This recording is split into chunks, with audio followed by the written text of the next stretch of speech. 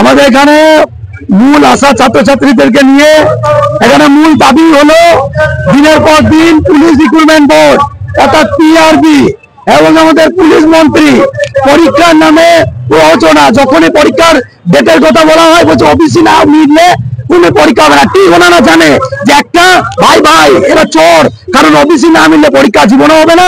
আর এইটাকে নিয়ে শিক্ষক রিক্রুটমেন্ট করতে চাইছে। 12 বছর 13 বছর পেরিয়ে যাবে, এনারা সিভিক দিয়ে কাজ চালাবে আর আমাদের ছাত্রছাত্রীরা আঙুল চুষবে, এই আর কি। তো এইটা আর মানছি না। আজকে এখানে আসার মূল কারণই হচ্ছে যে এক্সাম ডেট, ছাত্রছাত্রীরা যে রাস্তায় নেমেছে এখনো পর্যন্ত আমরা অনুরোধ সহকারে বলছি আমাদের এক্সাম ডেট দেন। যদি সত্যি যদি পরীক্ষার ডেট দেওয়া যায় না, তাহলে পিএসসি কি করে পরীক্ষা নিচ্ছে একই জায়গায় দাঁড়িয়ে?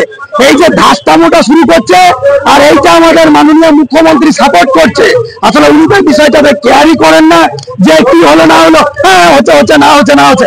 কিন্তু এইটা মুখ্যমন্ত্রীকে জানতে হবে যে এখানে হাজার হাজার ছাত্রছাত্রীর ভবিষ্যৎ। শুধু এটা নয়, গামছা কখনো কখনো মাথায় যেরকম পড়ে, এই গামছা কখনো কখনো গলায় দড়ি নিতেও সাহায্য করে। তা আমার কথা হচ্ছে পরীক্ষা যদি আজকে না হয়, তাহলে এই ছাত্রছাত্রীরা ভবিষ্যতে যদি এই গলায় দড়ি নিয়ে চলে, তার জন্য আমাদের রাজ্য সরকার কি দায়ী নেবে কি নেবে?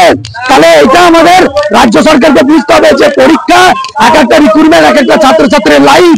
আর যদি সেই লাইফটা যদি কেউ নষ্ট করে, তাহলে চিরঞ্জিত স্যার সবার আগে চিরঞ্জিত স্যারের সঙ্গে তাকে টক্কর নিতে হবে। ঠিক আছে, নমস্কার।